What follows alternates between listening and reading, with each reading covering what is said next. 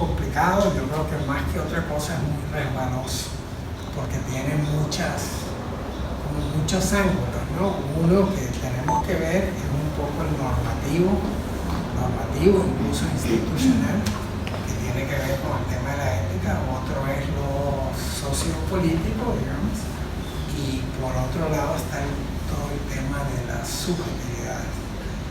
Como una manera de entrarle, lo que estamos pensando es que tal vez en parejas que intenten como de alguna manera representar la ética para ustedes, ¿verdad? O sea, ¿qué sería la ética? ¿Cómo lo representaría? ¿Verdad? Y que eso lo compartamos para entrarle un poco a la discusión general.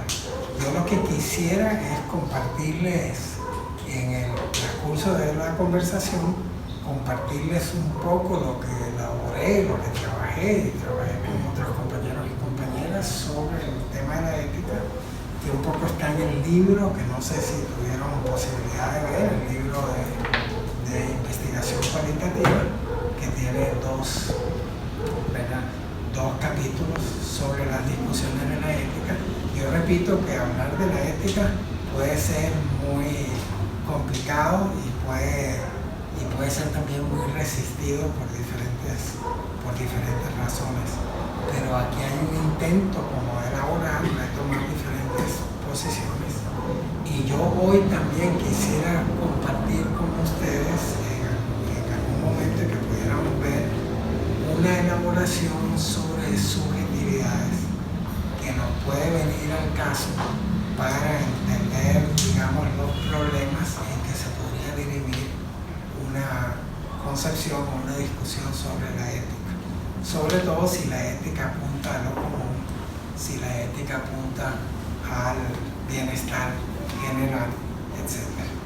Yo creo que quienes han trabajado con poblaciones de pueblos originarios tendrían muchísimo que decir al respecto, porque creo que hay muchos problemas en la forma en que se ha manejado institucionalmente lo ético, sobre todo si se ve desde lo comunal y si se ve desde lo colectivo, ¿verdad? Porque uno de los temas sería que la ética, yo vengo de la psicología es clarísimo, que la ética se tiende a ver desde lo individual, ¿verdad? O sea, la ética se tiende a ver y se norma desde el trabajo con individuos, ¿verdad?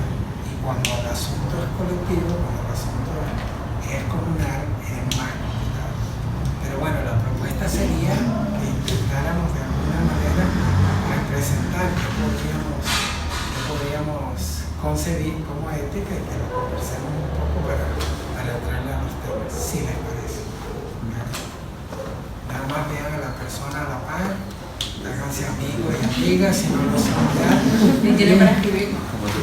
Y ahí hay materiales, ¿verdad? Bueno, nosotras iniciamos como la conversación, la discusión sobre el tema ético, pensando desde los proyectos de acción social que nosotros, ¿verdad?, realizamos, ejecutamos, y cómo estos procesos en las diferentes comunidades en las que participamos son guiados o dirigidos por una persona o en algunas ocasiones varias personas que deben ser quienes lleven a cabo o tengan una orientación del proceso que se va a desarrollar y de cómo deben guardarse los conceptos éticos y todo a través del desarrollo del proyecto.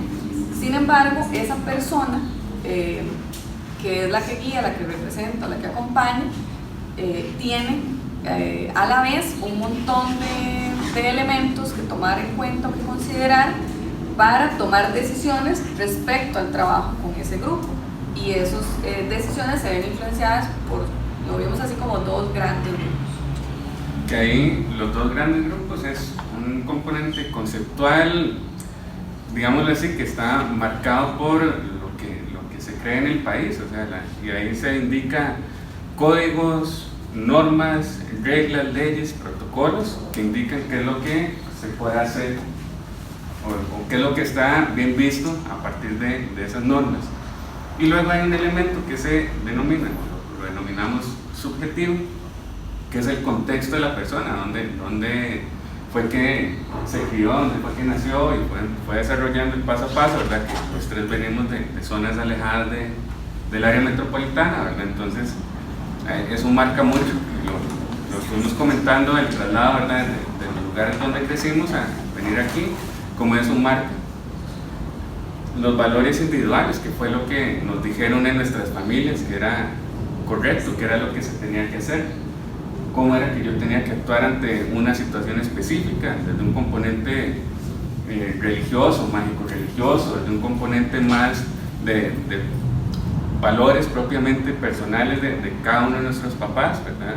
Nuestras mamás. Entonces, eso hay un proceso. Las experiencias de vida, ¿a qué me he enfrentado yo? ¿Cuál ha sido el proceso de vida? Ante una situación, ¿cuál fue la reacción que yo vi? Entonces, cómo yo fui aprendiendo. Y estos dos que van muy de la mano, ¿verdad? ¿Qué tan empático soy? ¿Verdad? ¿Qué tanto me puedo poner en el lugar de otro? Porque eso va mucho desde la experiencia de vida y la tolerancia que yo tengo. ¿Qué tan tolerante soy ante ciertos temas, ¿verdad? Entonces, esto lo que hace es que confluye, ¿verdad? Que hay un proceso de enseñanza-aprendizaje continuo. Y que si yo me enfrento a una situación específica, en un proyecto de los tantos que hemos discutido, ¿verdad? En estas clases, la reacción que yo voy a tener ante ese proyecto va a estar marcado por estos dos elementos. Hay un tema de aprendizaje, ¿verdad? De las deformaciones que uno va obteniendo, ¿verdad? Conforme entra a la escuela, al colegio, a la universidad, que están aquí, y esta otra parte que es las experiencias que yo voy obteniendo, marcadas por estos dos, ¿verdad? ¿Qué tanto yo he desarrollado mi empatía y qué tanto he desarrollado mi tolerancia ante ciertos elementos? Lo que pensamos es que ambos, dos grupos de elementos, desde la subjetividad y desde lo conceptual, están construidos el uno por el otro, ¿verdad? Desde la subjetividad, en algún momento un grupo de personas, ¿verdad?, bajo ciertos criterios construyeron estos conceptos y normaron lo que era correcto o lo que era incorrecto. Y desde la conceptualización también se va la subjetividad, porque entonces en la casa nos empiezan a decir lo que está bien y lo que no está bien, que viene también desde una conceptualización hecha por personas que están obedeciendo a la subjetividad. Entonces, eso es la ética. Pero que tenemos que manejarlo porque somos representantes ante un grupo y que debemos guiarlo a que, digamos, llegue a un alcance. Exactamente, todo eso influye, o sea, necesariamente está presente en nuestras acciones. ¿Todo bien? Ya. Bueno, un poco esta es una representación bastante simple, porque la idea es que no fuera muy complicado y vamos a intentar explicarla. La idea es que la ética tendría que ver con una manera de ser, y en principio de esa manera de ser sería excelente, por eso 10 más. 10 más, ¿no? Entonces, consideramos que es ser excelente como persona, como ciudadano y como profesional. Y como se nos dijo una representación, entonces consideramos que el 10 más es el excelente. O sea, que no es excelente, no es ético.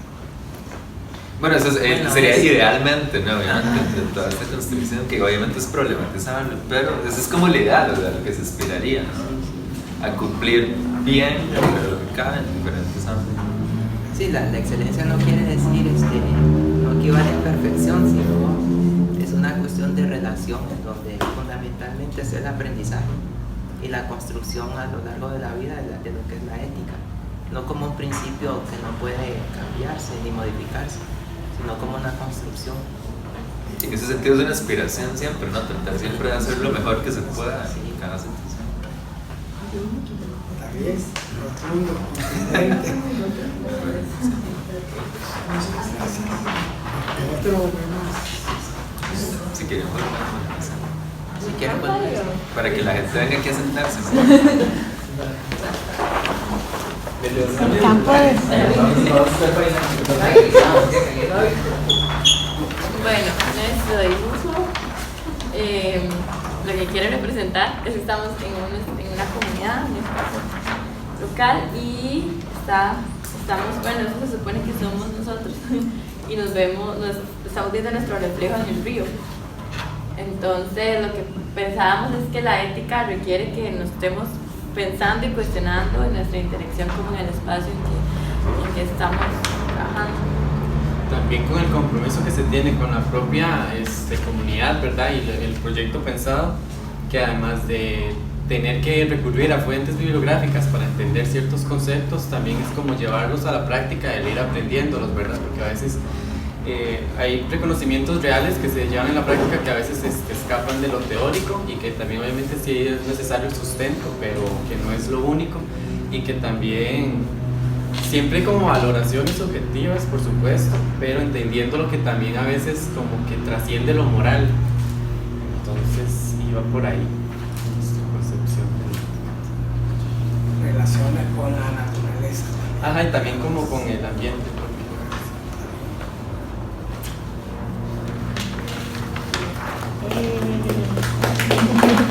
A nadie se le ha aplaudido. Vamos a hacer un aplauso para todos. Ahí yo los puedo, ahí podemos. Es que son ellos los que no se ven. Sí, aquí ustedes sí se ven. Bueno, nuestro cartelito no está tan lindo, con dibujitos y así. Pero, bueno, básicamente lo que hablamos sobre la ética es que nos parece que es, por ejemplo, un posicionamiento político ante distintas situaciones, ¿verdad? Hablábamos, por ejemplo, de que si usted está trabajando con una comunidad la cual está dando cierta confidencialidad, usted no sería una falta de compromiso ético el hecho de que usted adquiera esa información y la divulga o la utilice para otros medios que no tengan que ver con el bien común, ¿verdad? No sé si quieres decir la otra del compromiso profesional, porque el curso de ética que dan a veces los colegios profesionales lo que dicen es que usted tiene que ser comprometido con, y que el título, ¿verdad? Desde antes de estar en un colegio, ya el título cuando se gradúa uno le dice que tiene responsabilidades y que tiene derechos. Entonces sí, podemos ejercer, ya sea como antropólogo, pues, bueno, yo soy antropólogo en el ICE, ¿verdad? El proyecto de IKIS, que fue muy controversial, ¿verdad? Pero es un posicionamiento, ¿verdad? Político y ético. Una cosa es trabajar desde el ICE y otra trabajar con las comunidades, más bien los movimientos de resistencia, pero como en la universidad no hay campo para todo el mundo, como profesionales tienen que ponerse las dos posiciones, ¿verdad? Hay dos formas diferentes de posicionamiento ético, pero siempre tiene que procurarse como profesional comprometerse a trabajar en pro de las comunidades, no en contra. Solo que es muy complicado, pero sí tiene que haber eso. Y la otra cosa, ¿qué pasa si uno deja de trabajar con la universidad? Yo que trabajo con comunidades indígenas, el posicionamiento ético no puedo agarrar todos los conocimientos que he adquirido para después pasarme a Pindeco y de usar eso en contra. Eso va totalmente, ¿no? Ahí va también lo de la confidencialidad y el secreto profesional, que es muy importante actualmente. Entonces son cuestiones separadas, pero también responden a enfoques políticos y a un contexto. También el comprender cuál es nuestra posición a la hora de ir a trabajar con las comunidades, ¿verdad? Como por ejemplo con esto del consentimiento informado, ¿verdad? Pues entender que hay quien tiene entender que uno no va, ¿verdad? En una posición de que lo que es más importante que se va a discutir, por ejemplo, es lo que usted vaya a decir, ¿verdad? O la forma en como usted quiere hacer las cosas es como se deben de hacer, sino todo lo contrario, entender que dentro de esa comunidad se dan dinámicas sociales, ¿verdad? Hay ciertas relaciones sociales y hay que entrar respetando eso, ¿verdad? Y saber cómo ir dialogando, ¿verdad? Con la comunidad para ver cómo se va desarrollando el proyecto. También hablábamos de que muchas veces escuchamos esta frase de que una persona tiene o hace algo y entonces uno puede decir que eso es falta de ética, ¿verdad? Entonces decíamos que tiene que ver con valores morales, ¿verdad? Entonces, no sé, por ejemplo, una persona que pueda ser fundamentalista religiosa tiene su propia ética, ¿verdad? Y esa persona, por ejemplo, va a estar por la preservación de la familia tradicional y esa es su ética. No es que desde nuestra posición, por ejemplo, que podemos decir, no, es que eso está mal porque genera un montón de discriminación, entonces esa persona no tiene ética, sino eso tiene que ver con lo que decían los compañeros y las compañeras, ¿verdad? Con una posición más desde lo subjetivo.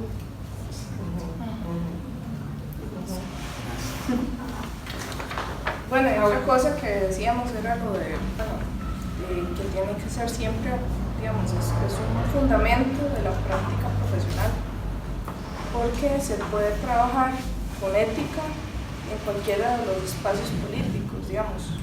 Yo le dije a ella, yo he hecho consultorías para empresas privadas, ¿verdad? Que son controversiales, gente que trabaja con teca, gente que trabaja con desechos sólidos, y el posicionamiento ético no es decirles por la plata que todo está bien, no, es también decirles como profesional, el sol no se tapa con un dedo, hay ciertos problemas, pero también les propongo estas cosas, escuchan a la comunidad, tienen que hablar con ella, tienen que acercarse, aclarar dudas, porque son cosas que digamos, no todos los profesionales hacen. Entonces firman estudios de impacto ambiental diferentes profesionales sabiendo que lo que se pone en el estudio de impacto ambiental es totalmente falso, y ahí están faltando la ética. Digamos, es más que moral, es ético, porque es la práctica profesional. Entonces, desde la ética se supone que es más profesional. Ahí yo comentaría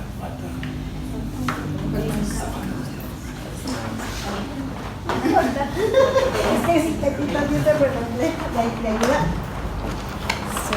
Tal vez alguien aquí le ayuda a eso, a sostener el rótulo. Bueno, mi otra compañera se tuvo que retirar, pero nosotros tratamos de ubicar el concepto de ética más en el trabajo con comunidades. Hicimos como una representación de las personas, como parte de comprender a las personas con las que se trabaja desde el proyecto de acción social como personas que son sujetos de derechos, no solamente como personas que se están viendo involucrados para fines de nuestro proyecto.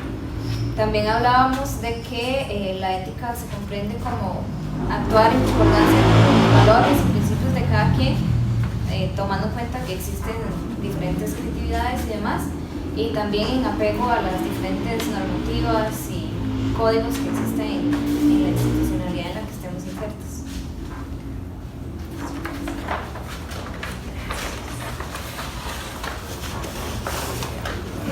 Primero un aplauso para todas.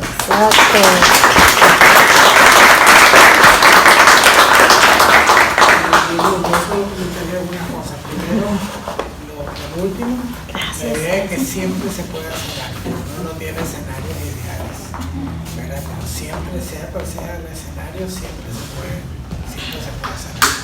Esa es una idea como muy importante. Y quería plantearles dos de Martín Baró, ¿verdad? Sobre los temas de la ética. Una es que la idea de que ser ético no es ser neutral, ¿verdad? Porque eso se va a decir muchas veces. Hay que ser neutral porque esa es la posición ética, ¿verdad? Entonces ser ético no es ser neutral. Ser ético es asumir, ¿verdad? Una posición, ser parcial, porque nadie puede ser imparcial. Todos somos parciales, ¿verdad? Lo que no quiere decir ser estúpido, ¿verdad? Porque no siempre voy a poder hacer en un contexto determinado lo que quiera hacer con una posición. Digo, ahí entra un poco la táctica, lo metodológico, ¿verdad? Pero no es una posición ética la neutralidad. Y el otro concepto de Martín Baró que creo que es muy importante es el del compromiso crítico, que es la idea de que uno toma una posición, pero que debe tener los espacios críticos suficientes para poder analizar incluso los proyectos de la gente con quien se identifica, ¿verdad? Eso es muy difícil, muy complicado, pero si yo estoy trabajando para favorecer, por ejemplo, o me posiciono con simpatía hacia un movimiento sindical en huelga, no quiere decir que no deba tener la distancia suficiente para ser crítico de las propias acciones del sindicato, entre otras cosas por razones pragmáticas, porque a ningún movimiento le va a servir que uno le diga desde su saber, ¿verdad?, desde su formación, lo que quiere escuchar. Digo, en última instancia eso es suicida, ¿verdad? O sea, decir lo que se cree que quiere escuchar, porque lo van a tomar mejor y después se estrellan con la realidad, ¿verdad? Es una posición complicada. Entonces creo que Martín Baró, con ese doble carácter, ¿verdad?, compromiso crítico, apuntaba a algo muy importante pero muy complicado. O sea, cómo posicionarse. No es el crítico hipercrítico, el que no se ubica en ningún lugar, por lo tanto puede ser hipercrítico de todo lo que se hace, de todos los movimientos, de todos los sindicatos, de todas las organizaciones indígenas, porque su posición es de hipercrítico, no está ubicado en ningún lugar, pero tampoco es la posición del que se ubica de una forma ciega, ¿verdad?, de una forma en que no ejerce crítica. Creo que eso era importante. Y lo último, claro, digo, con la idea de excelencia, claro que la discusión aquí sería excelencia según quién, según cuáles serían los parámetros de excelencia, ¿verdad? Sería, bueno, eso pienso yo, no sé si quieren comentar algo.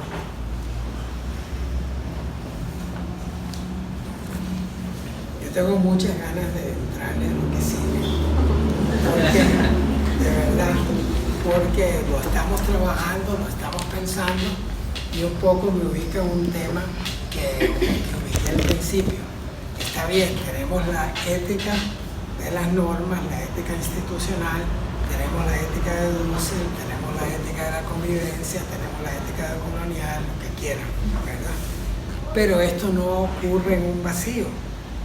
Entonces, ¿qué pasa en ese plano de las subjetividades cuando vamos a comunidades, cuando estamos con estudiantes en las clases, con compañeros estudiantes y compañeras, cuando estamos en asambleas de escuela, cuando estamos lidiando con la lógica institucional universitaria y cuando estamos en nuestra vida cotidiana, ¿verdad? Yo creo que tendríamos que identificar un poco qué subjetividades se mueven y cómo eso facilita o no hablar de la ética más allá de lo institucional, más allá de lo, digamos, crítico, utópico, etcétera, etcétera.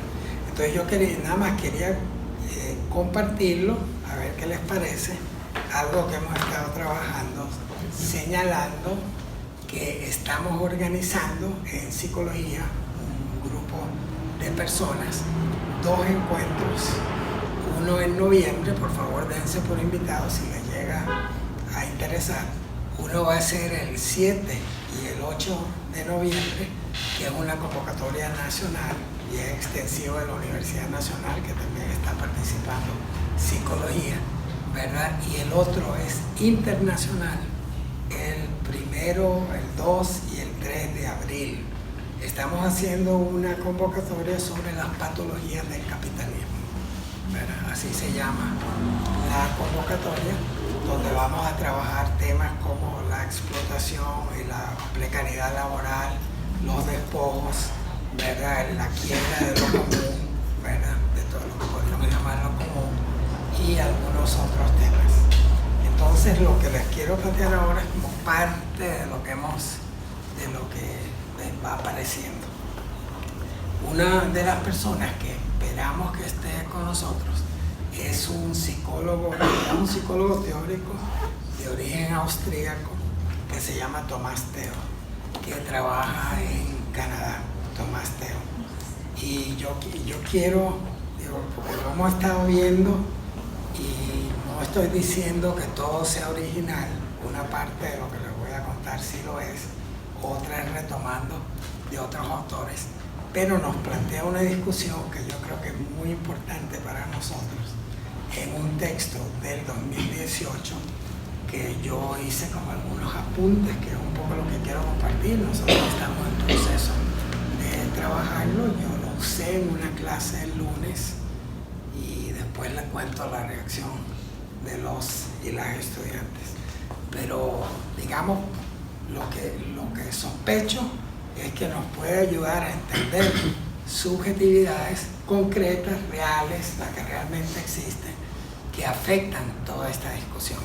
Su texto del 2018 se llama en inglés Homo Neoliberalus, el hombre neoliberal, From Personality to Forms of Subjectivity, de la personalidad a la forma de la subjetividad.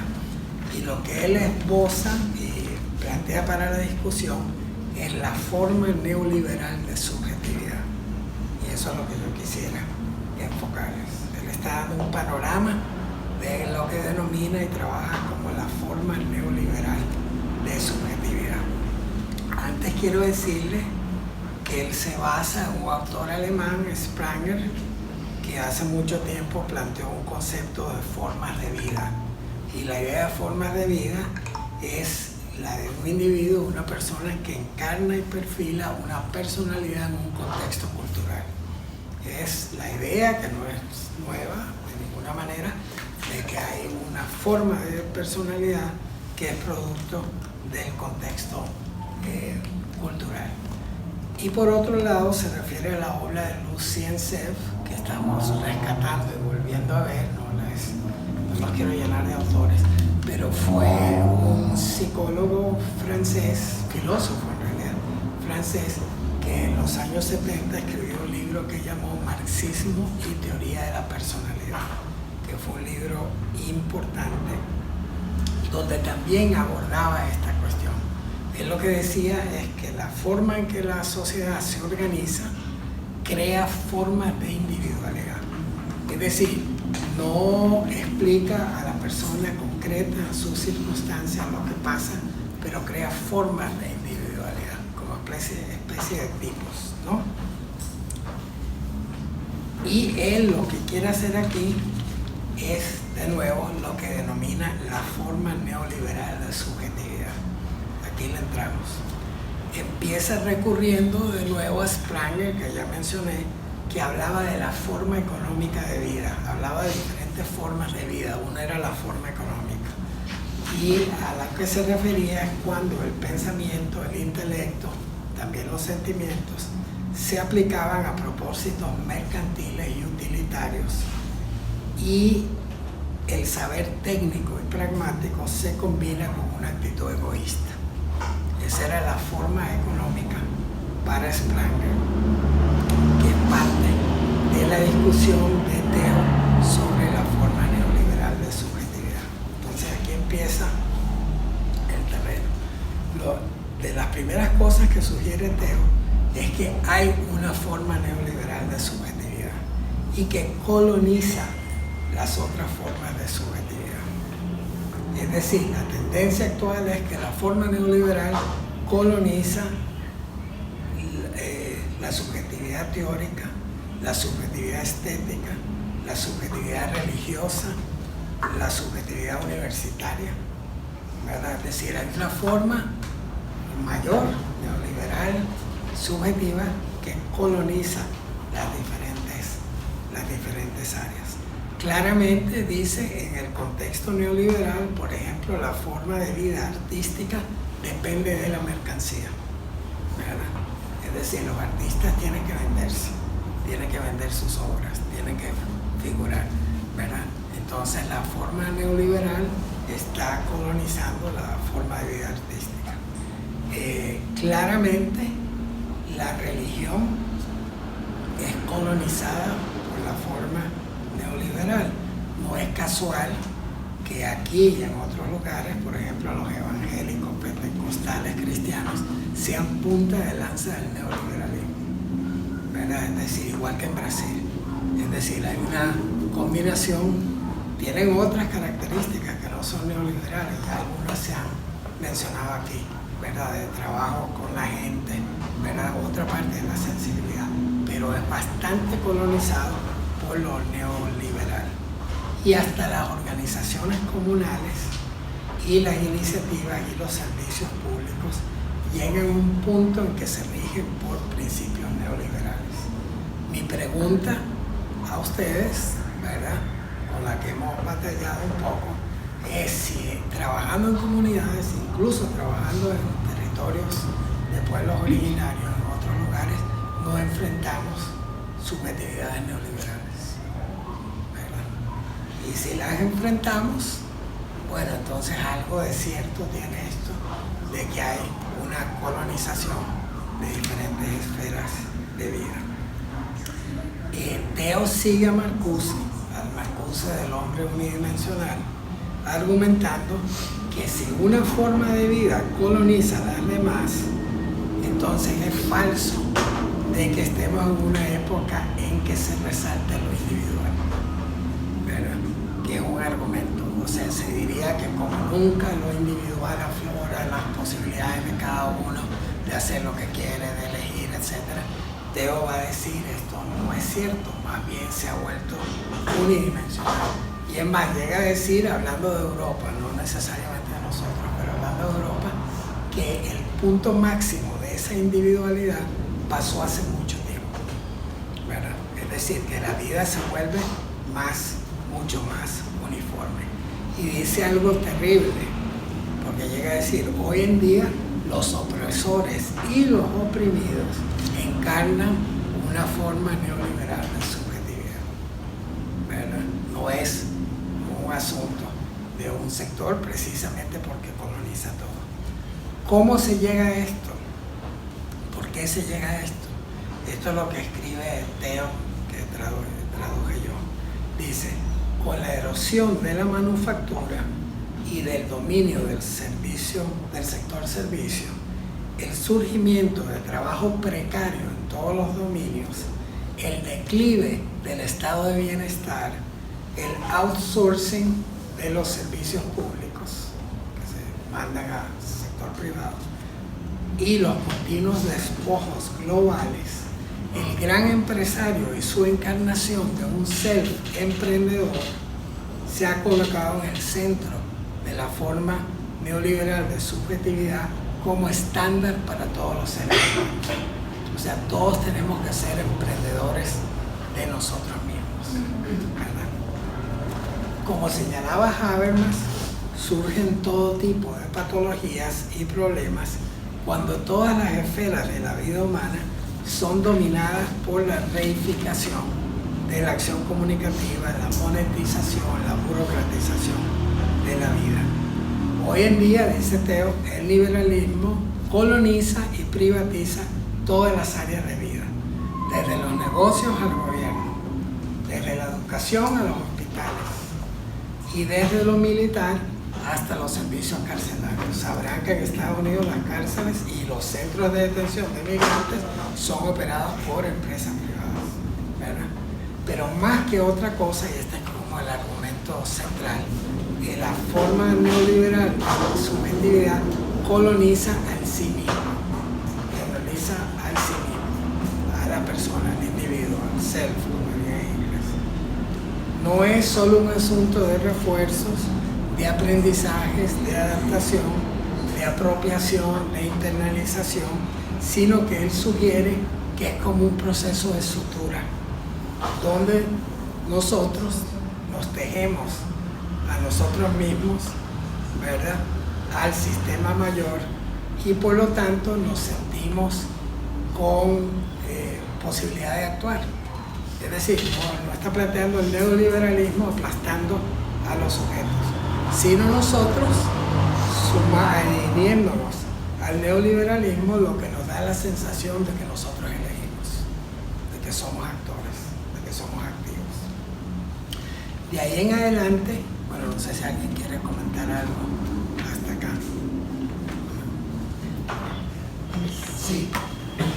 A mí, bueno, con esto que usted está hablando, me surge una duda porque nosotros formamos parte de una institución, ¿verdad? Entonces a mí me lleva a preguntarme también los intereses propios que tiene la institución y cómo sujetas y sujetos dentro de esa organización o institución también respondemos a esos compromisos y a ese posicionamiento, ¿verdad?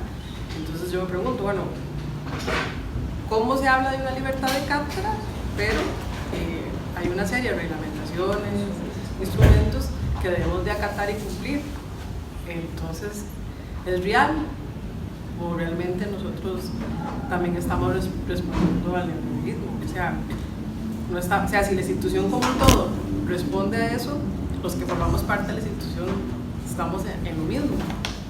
Es un poco lo que me hace pensar ahora eso que usted nos lee. Yo creo que aquí un poco la invitación para nosotros sería en nuestro quehacer académico cómo se manifiesta esa especie de forma neoliberal de la subjetividad. Porque mentira que está allá afuera, está aquí, está en todos los espacios. Entonces creo que, por ejemplo, para Teo, creo yo, el tema no sería que haya que cumplir reglamentos, el tema sería que hacia dónde apuntan esos reglamentos. Es decir, apuntan hacia una lógica neoliberal, que ya señaló aquí, o apuntan en otra dirección. Tal vez, ahora entro como diríamos a la carnita, ¿verdad? Por decirlo de alguna manera, porque él empieza a desglosar como los temas que podrían aparecer. Y el primer tema es el sí mismo, esta noción del sí mismo que tenemos todos. Obviamente que esto no es todo el mundo por igual, pero nadie puede declararse inmune en este contexto, en esta época, de la forma neoliberal de la subjetividad. Compartimos con William Robinson. Sí. William Robinson es un sociólogo de la Universidad de Los Ángeles, usted lo conoce muy bien, pero a mí me interesa mucho y me preocupa también la posición que tiene en relación al neoliberalismo como ya la etapa final del capitalismo donde vamos a morir todos irremediablemente. Cuando en debates así como universitarios, Robinson dice la economía social no es viable en el capitalismo, menos en el neoliberalismo, y otras formas alternativas de resistencia a los movimientos internacionales sociales globales sociales tienen una limitación para actuar porque los poderes globales son demasiado fuertes. Yo lo que digo es que es muy importante en este caso morir en el intento, porque si no perdemos mucho el sentido de porque algunos digan, bueno, es que el neoliberalismo va por buen camino, ¿verdad? Todo depende de cómo lo veamos, y es una parte de la subjetividad generada por el neoliberalismo.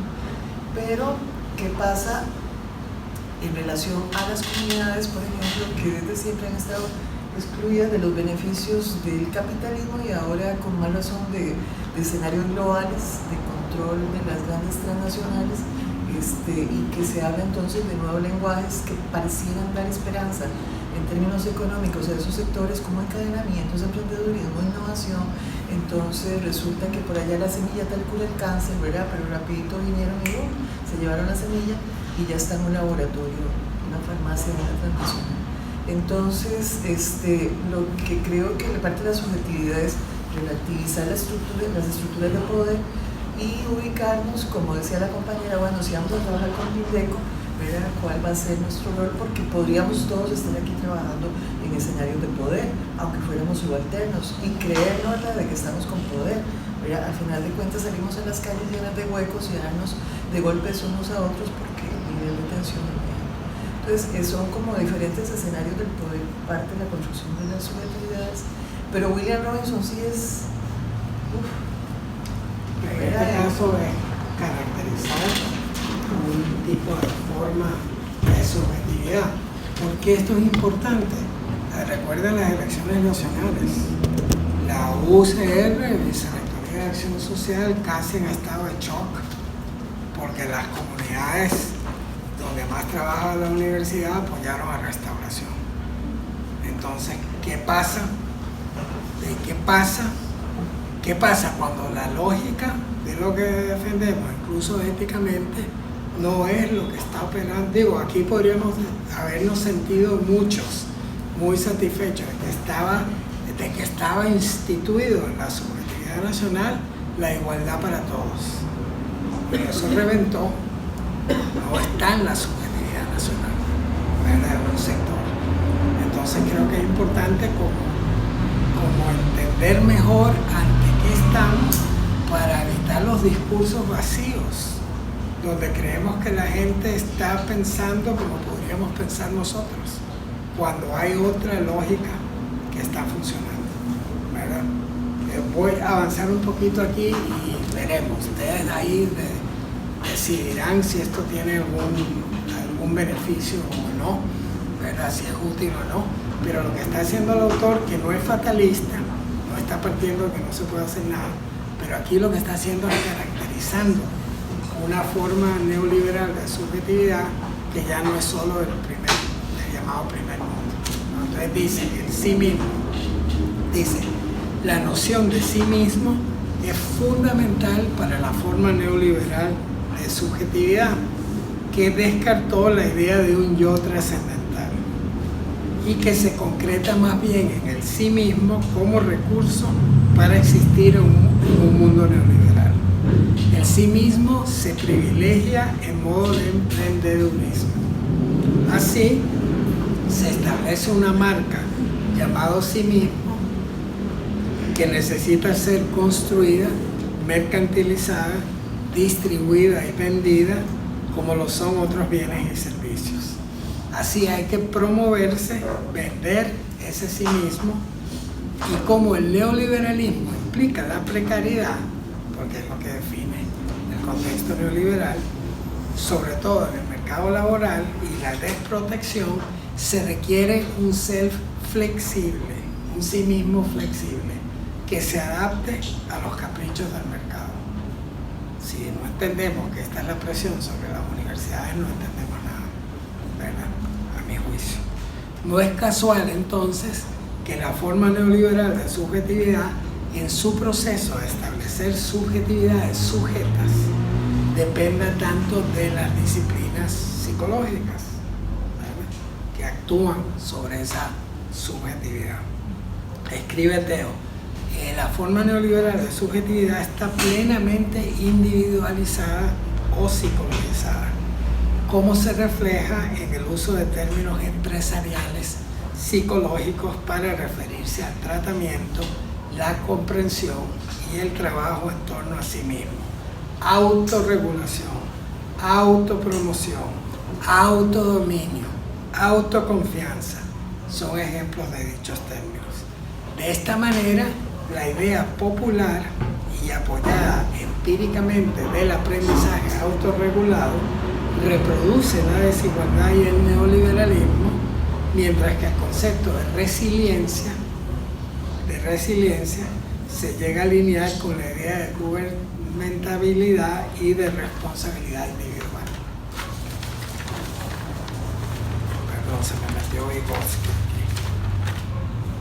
El individuo se hace así responsable de tareas que antes eran sociales.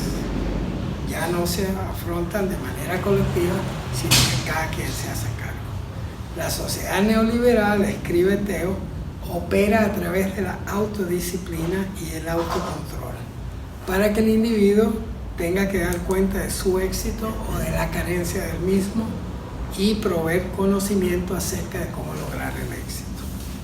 El sí mismo neoliberal se internaliza, se adapta y se sutura a las realidades económicas y se separa de la idea de un mundo que puede ser transformado.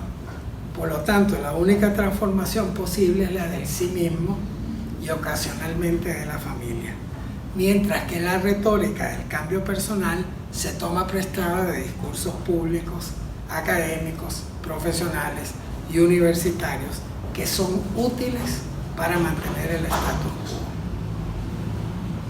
El pensar. Para Teo, en la forma neoliberal de subjetividad, el pensar es secundario. Sin embargo, considera necesario entenderlo, ¿verdad? El pensamiento conceptual, en términos generales, en esta forma de subjetividad, se coloca como un alien, como algo extraño, que privilegia lo concreto y lo útil.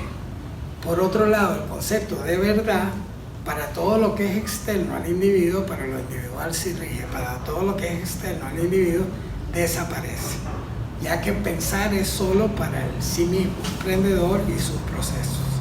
Así, el pensamiento de la forma neoliberal de subjetividad es más que acrítico, es más que asocial, porque se vuelve anticrítico y antisocial.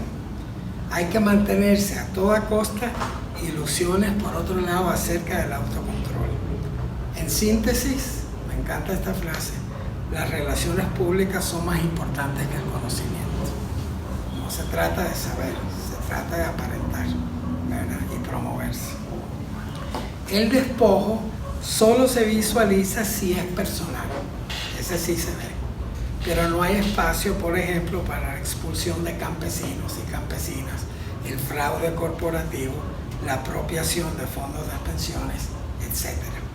La volatilidad en la forma neoliberal de subjetividad y del riesgo de perder lo que se tiene se ve no como un desafío colectivo, sino como una tragedia individual. El pensar acerca de posibilidades de resistencia ante las normas, valores y prácticas existentes no se ve como opción, ya que prevalece lo que Marcuse llamó en 1964 el pensamiento positivo, que no es lo que están pensando. Porque para Marcuse el pensamiento positivo es el pensamiento que enfatiza lo que existe. Es decir, que lo que hay es lo que es y no puede ser cambiado. Ese era el pensamiento positivo para Marcuse. Seguimos. Después le dedica atención al sentir. ¿Qué pasa con los afectos, con los sentimientos en esta forma neoliberal de subjetividad? Dice, el neoliberalismo implica un retorno a los sentimientos. El neoliberalismo no niega lo afectivo, vuelve a lo afectivo, ¿verdad? Destaca que en países occidentales, y creo que no solo en lo del llamado primer mundo, la expansión del capitalismo se apoya en las emociones. Por ejemplo, el valor de uso de mercancías puede decrecer, puede perder utilidad, pero la necesidad emocional de comprar bienes y servicios se incrementa.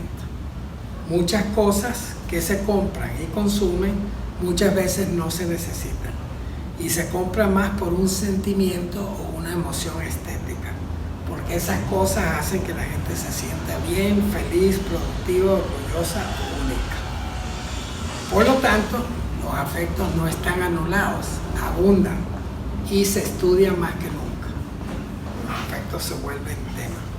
Por otro lado, la complejidad creciente y la diferenciación del conocimiento que se desarrolla dificulta el establecer competencia en el sentido de ser competente con algo, ¿verdad? Expertise o confianza en el pensar, escribe Teo. Es mucho más fácil confiar en nuestro propio sentir con el que nos vemos a nosotros mismos como expertos y que es mucho más difícil de confrontar, ya que es lo que yo siento, ¿verdad? Incluso nosotros estamos con mayor apertura para aprender de psicoexpertos que nos hablen de la regulación emocional, la nuestra o la de otros, que a ser instruidos por expertos en epistemologías. O sea, lo que está argumentando es por qué el pensar conceptual, el entender los fenómenos es secundario en este contexto, que apela a lo inmediato, a lo presente, a la sensación constante, etc. Por otro lado, dice, la aproximación de esta forma neoliberal de subjetividad a la resolución de problemas es trabajar sobre los propios sentimientos, pero siempre entendiendo el sentimiento como algo individual, ¿verdad? Individualizado, psicologizado y privatizado. Por otro lado, el neoliberalismo requiere de un estado de estrés constante, lo requiere en la forma neoliberal de subjetividad, como una forma de existencia que busca ser compensada con la búsqueda de la felicidad, que se convierte en un imperativo cultural, es decir, hay que ser felices. Y este imperativo de ser feliz desarrolla toda una industria de la felicidad que también opera. Trabajar sobre sí mismo como herramienta para lograr la felicidad implica tanto a la mente como al cuerpo. Pero lo que se pierde, lo que hay que ver aquí es de qué cuerpo se trata. Y aquí él se apoya en Judith Butler y en Bourdieu. Porque dice, lo que se pierde es el cuerpo fenomenológico, el cuerpo del dolor o el cuerpo crítico. Y lo que se resalta es un cuerpo normativo, saludable, hedonista, ¿verdad? Digo, una estrechez total de la forma en que se le toma el cuerpo. Y lo que se pierde de vista es que los sentimientos corporizados también son productos sociales, también son parte del modo cultural. Sigue. La culpa como afecto, como sensación, por otro lado, no sería un afecto primario en el modo neoliberal, porque uno no requiere ser culpable si uno es rico, avaro, privilegiado, más educado, más saludable y de mejor aspecto, a través del acceso privilegiado a contextos o instituciones, o si destruye el ambiente con derroche en el uso de recursos. Piense por un lado el contraste entre teología de la liberación y teología de la abundancia. En la teología de la abundancia, si un pastor es millonario, tiene una super casa, tiene casa en varios lugares, mientras más riqueza tiene, más favorecido por Dios, ¿verdad? Esa es la lógica de la teología de la abundancia. Y por otro lado, la forma neoliberal de subjetividad prefiere la inmediatez y la primacía de sentimientos que se entienden siempre como individuales. Desaparece la solidaridad. Entonces nos sorprendemos que no haya más solidaridad. O como escribió Susan Sontag, que la gente no reaccione ante el dolor de los demás. Bueno, entendamos que subjetividades se mueven. Y lo último que toca Theo es como el sentido de agencia. Esta idea del autocontrol, que es fundamental para que esta forma de subjetividad funcione. La gente tiene que sentirse que controla sus circunstancias. Porque la lógica del neoliberalismo exige que uno lo elija. Y si no lo elige, tiene severas consecuencias. Así, en todos los dominios, dice Theo, operan lógicas de costo-beneficio y la experiencia debe concebirse como una de libertad. Surge entonces el fenómeno que él denomina el nuevo nihilismo. Y este nuevo nihilismo es otra vez la idea de que el cambio solo se puede dar a nivel personal, de que es imposible cambiar el contexto, porque en última instancia puede ser que no se proclame así, pero actuamos como si este fuera el mejor mundo posible. Y por lo tanto, aceptamos el fin de las ideologías. Porque si se acepta de que no se puede transformar, ¿verdad? Quiere decir que estamos aceptando que estamos en el fin del desarrollo de la humanidad. A esto lo llamaba un psicólogo crítico alemán la agencia restrictiva. Y con la agencia restrictiva se refería a la idea de que uno posterga cambios a largo plazo colectivos por ganancia individual inmediata.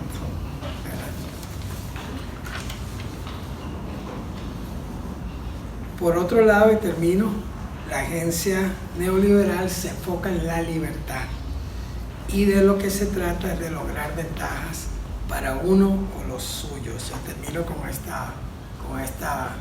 párrafo, me parece muy sugerente. Dice Theo, conceptos, no es que no se vea el género, la raza, ¿verdad? La desigualdad, no es que no se vea, ¿verdad? Dice Theo, conceptos como lo de género, raza o clase se reducen al supuesto de que uno tiene una aproximación ciega al color, al género o a la clase. O sea, yo no discrimino a nadie, yo no discrimino a los pueblos originarios, ¿verdad? Yo no discrimino a alguien por esto o lo otro. Cuando en realidad no se trata de ser neutro en palabras y acciones, es decir, ¿qué hago yo ante esos sectores? Sino ciego a las realidades de la injusticia. O sea, lo que no se ve es la injusticia. Digo, yo no trato mal a nadie, pero no veo toda la opresión, el contexto, la historia de los pueblos originarios, por ejemplo, ante circunstancias como el asesinato de Sergio Rojas. Esto es, ¿verdad? Esto es como el paquete de lo que pone en la discusión, que a mí me parece que valdría la pena explorarlo más, criticarlo, ¿verdad? Un poco nutrirlo más, pero creo que es crucial entender qué subjetividades están en juego, porque si no es facilísimo realmente engañarse. Es decir, ¿qué pasa si uno hace una experiencia comunitaria y ve, bueno, la forma neoliberal, digamos, actuando en comunidad o incluso en quienes van a trabajar en comunidad, ¿verdad? Que no se preocupan por lo colectivo, por hacerlo común, por construir, que están por su propia ganancia, ya sea intelectual, académica, material, etc. Ahí lo dejo, a ver qué les parece.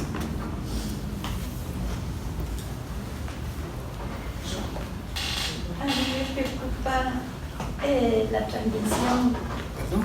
La transmisión, porque al menos donde yo estoy es como la representación en la realidad de cosas que usted leyó ahí. Toda nuestra realidad está llena. Y el asunto es que la gente no quiere estar consciente de que forma parte de un sistema que no es bondadoso.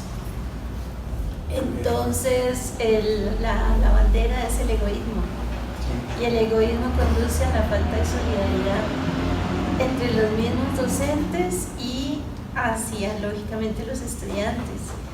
Y lo lamentable es que los estudiantes más cercanos a los docentes aprenden que siguiendo ese comportamiento se va a lograr el éxito. Y eso es veneno porque todos tenemos nuestro grado de inmersión en el neoliberalismo. Si yo me mandé a comprar estos zapatos por internet, que yo no compré así. y la gente no es introspectiva al respecto porque eso duele y no quieren, o porque no pueden y tienen ya otra estructura mental que impide hacer mucha diferencia entre lo que es correcto y lo que no lo es.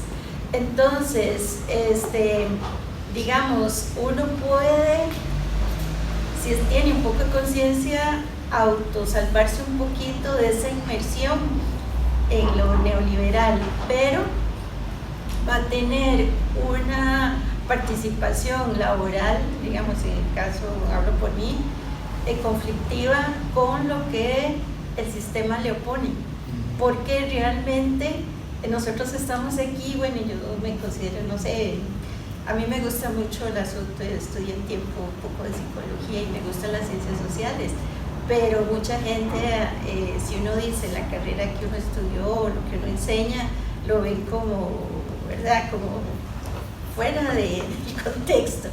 Sin embargo, yo siento que la mayoría aquí está en el campo de lo social, pero yo me pregunto qué pasa con las autoridades, los tomadores de decisiones dentro de la U, y qué acercamiento tengan a este asunto de cómo está ya impregnado los principios neoliberales en el funcionamiento de la misma U, porque hace un rato alguna gente mencionaba que, por ejemplo, con eso de lo que firman y ciertos controles, disposiciones, cómo funciona la U, es así.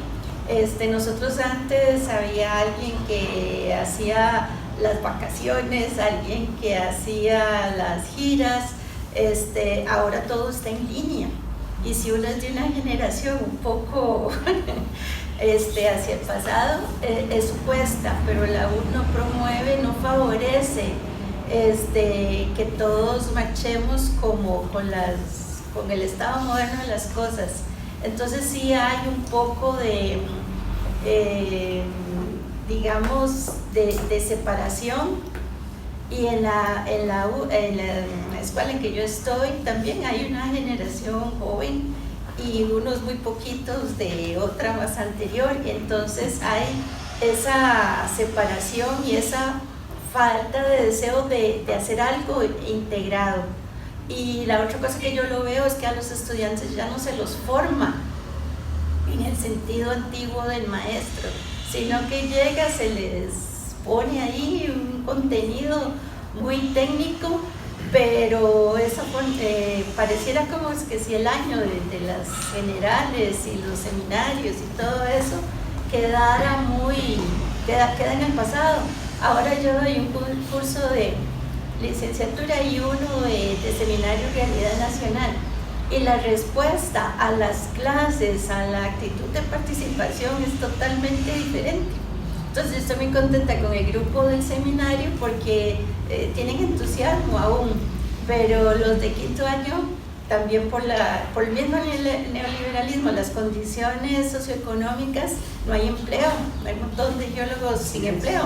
Entonces la gente es como un círculo vicioso porque se mete cada vez más en el sistema, aunque el sistema no le está resolviendo nada. Y bueno, eso es lo que quería decir.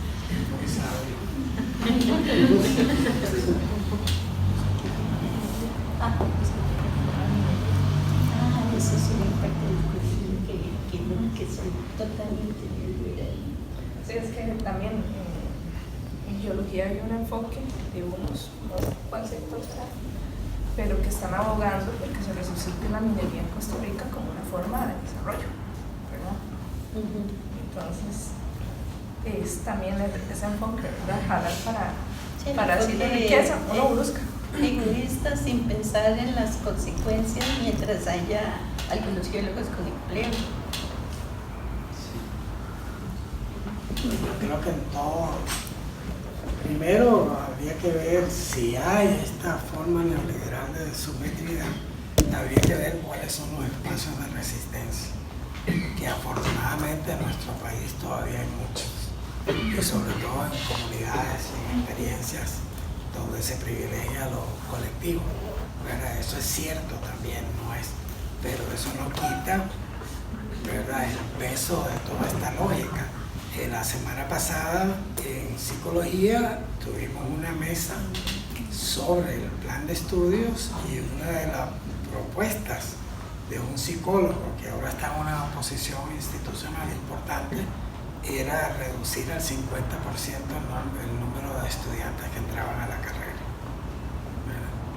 Bueno, toda esta cosa de la esencialización y los estudiantes, la representante estudiantil le contestó, o sea, usted no quiere quitar oportunidades, ¿verdad? Pero ya está en el debate y va a estar en muchos lugares. Yo lo que no estoy, lo que creo que es un tema es que identificar esto en parte pasa por lo viejo, lo más joven, lo nuevo, pero si tomaste o tienes razón, todo está colonizado. Tal vez se coloniza de diferente manera, pero los diferentes espacios se colonizan. Y por otro lado, creo que no se trata, no sé, les pregunto, no sé si saben, qué pensaba Marx del capitalismo. ¿Cuál era la valoración de Marx del capitalismo? Histórica. No es que tengan. Lo que voy yo, lo que quiero enfatizar es que era muy positiva.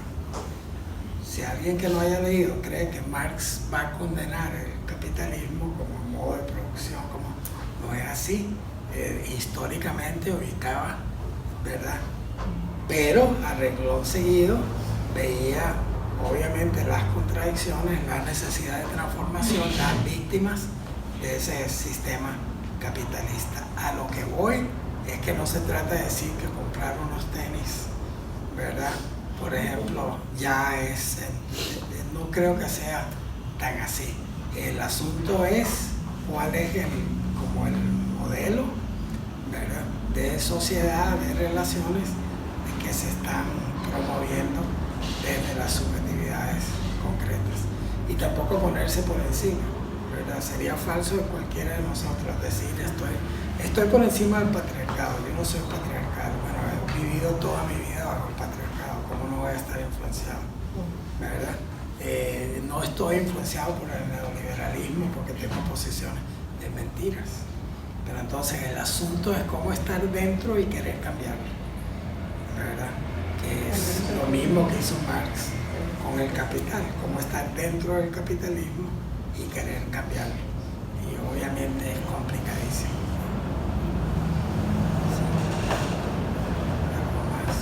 Yo quisiera aportar un poquito desde ahí de que ya sabemos de por sí que bueno, estamos aquí todos y todas porque tenemos un interés especial en la acción social, y no importa el estilo que adoptemos de acción social, de todo lo que fuimos viendo por medio de este curso, que hay distintas modalidades de trabajo, que hay distintas maneras de accionar, de conversar con la gente, y que bueno, cada modalidad de lo que está escrito en la vicerrectoría es válido porque hay una historia de la Universidad de Costa Rica que hizo que se creen esos estilos y modalidades de acción social.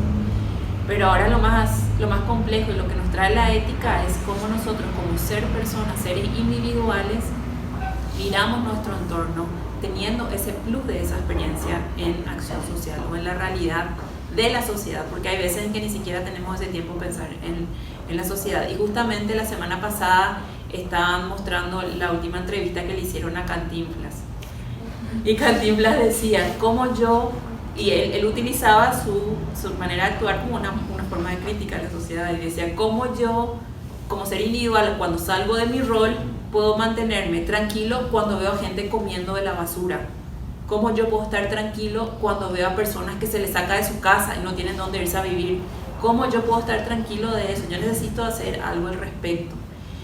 Y la riqueza que tenemos al hacer acción social, por ejemplo, cuando miramos, por ejemplo, a los habitantes de calle, podemos entrar en un sistema de opción neoliberal y decir, bueno, como me está manejando la culpa, voy a darle comida a todos y voy a poner unos 100.000 colones por mes a esta organización para que se le reparta comida.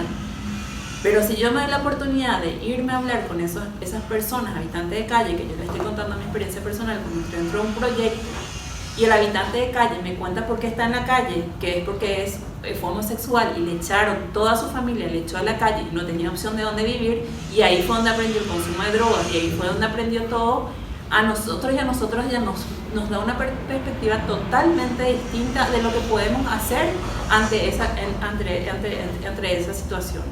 Lo mismo cuando trabajé con mujeres trabajadoras de la calle, una colombiana que no tenía papeles y decía, esta es mi única opción, y me persino cada vez que me subo a un carro porque no sé si me van a pegar, no sé si voy a volver, pero yo necesito darle comer a mi hijo y hija, y no nos está dando papeles este país. Entonces es la opción en la que, entonces ahí vamos como profesionales, sobre todo el conocimiento que tenemos que asumir ciertos tipos de pasos de cómo hacer, por ejemplo, que las personas que vengan de otros países tengan la facilidad de poder adquirir un carnet como persona refugiada. La universidad que está haciendo al respecto, puedo empezar a investigar, puedo empezar a conformar grupos, pero yo creo que también tenemos esas opciones dentro de un sistema de cómo actuar, ¿verdad? Qué camino yo elijo y cómo yo asumo lo que voy viendo y lo que voy conociendo. Y creo que de ahí también parte la ética, que la ética no es solamente de nuestra formación, sino también es de nuestra experiencia de vida y de lo que esperamos aportar a este país y a la sociedad.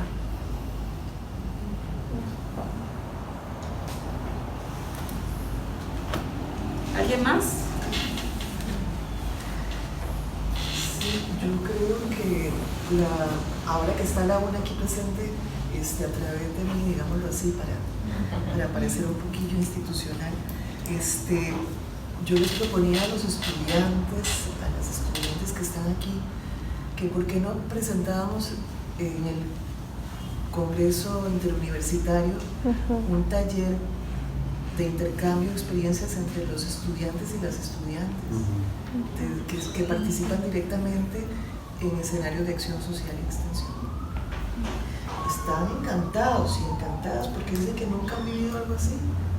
Entonces creo que la resistencia está también en poder identificar espacios de construcción para porque cuántas horas pasamos frente a la computadora, frente con el celular, etcétera, recibiendo información contraria a escenarios de resistencia que nos están entrando por todos los mecanismos inconscientes y demás. O sea, la lucha es muy fuerte desde el punto de vista de construcción de alternativas y opciones, porque incluso esa historia que usted contó, yo la puedo ver en Facebook, ¿verdad? Y la veo y ya, la vi y ya. Y de repente me estremecí, ¿verdad? Y ya. Y entonces ya la vi, entonces ya como que es mi cuota diaria de compasión, exacto. Y tenemos una cuota diaria de todo, según Facebook, y lo que nos administran diariamente. Pues cuando uno entra a las comunidades como Cureña, Río Magdalena, donde no hay nada, ¡ay, qué rico!, ¿verdad? O sea, y oír a la gente realmente siendo en vivo y a todo color lo que es, y que no reciben todo esto diariamente. Entonces, yo les proponía a la compañera, que si ellos estaban pensando, dimensionaban algo interesante en un taller, se me dijeron que sí. Yo no sé si existe una propuesta similar, pero si no existe, serías vos quien nos diga si vamos para adelante o no con algo así. Porque solo ponencias, y cuando yo estoy hasta aquí a presentar ponencias. O sea, sinceramente. De hecho, son los escenarios muy institucionalizados, porque sentarnos así a conversar cara a cara, casi no, ¿verdad? O sea, y las ponencias siempre hay un distanciamiento entre el de la mesa y el público, y rapidito, y ahora aquí ha habido como más espacio, y eso se los agradezco mucho también desde todo punto de vista, humanamente. Entonces, pienso que tenemos que crear esos espacios sin miedo, y también apropiarnos de metodologías consecuentes con los principios éticos que tengamos, que es la otra parte, porque puede que yo diga que sí, que lindo, y resulta que en el taller ellos no pueden hablar mucho, se les pone muchos límites. Vamos a ver UTN, TEC, una UCR, porque somos 5, ¿verdad? Me falta la moneda. Sería un despliegue logística también, ¿verdad? Que yo me imagino que usted nos ayuda. Bueno, para adelantarle un poquito, nosotros el año pasado creamos los encuentros interdisciplinarios UCR1, donde esto surgió a raíz de la escuela de verano, donde justamente empezamos a ver este tipo de como que faltan espacios, ¿verdad? De ver algo distinto. Entonces el 12 de septiembre tenemos nuestro segundo encuentro, ya tenemos fondos, entonces podemos con muchísimo gusto traer esta idea y poder concretarla. También estamos teniendo la visita de una psicóloga comunitaria que se llama Adriana Ospina para este segundo encuentro, que también va a ser súper enriquecedor para todas las personas que quieran asistir, ya que va a ser el tema de memoria colectiva, ¿verdad? Vamos a hablar un poquito de eso. Entonces sí o sí podemos hacer de que en vez que sean 2 días, que sean 3 días, y poder sumar esta idea, llevarlo a algo concreto. En el Congreso. Encuentro. Como yo estoy hablando del Congreso Interuniversitario que da el chance de talleres. Sí, porque también estamos haciendo el encuentro, va a ser dentro del Congreso. Entonces ahí podemos enmarcarlo desde ahí, sin problema. Mariana, muchas gracias. Bueno, entonces me registro o nos registramos con la propuesta colectivamente o cómo hacemos. Sí, hablamos mejor de manera concreta por correo y lo registramos de manera colectiva con mucho gusto. Pero creo que eso era. Gracias. Los demás, muchas gracias. Bueno, muchísimas gracias, Ignacio, por todo el aporte. Cualquier cuestión también, Nacho siempre está abierto a que puedan hacerle más consultas. Tienen también una bibliografía y varios materiales a disposición, ¿verdad? Y la editorial aquí de la Universidad de Costa Rica. También queremos aprovechar para concluir el curso de la manera de ver cómo continuamos después, pasarle un papelito de evaluación para que puedan darnos sus percepciones de este fue el tercer curso que estamos llevando a cabo. Por favor, sean sinceros y sinceras, porque queremos encontrar la manera de cómo ir mejorando y encontrarnos de que el estilo del curso se acorde a la mayoría de las personas que estamos aquí. Entonces, muchas gracias por el tiempo y dedicación a todos y todas. Gracias.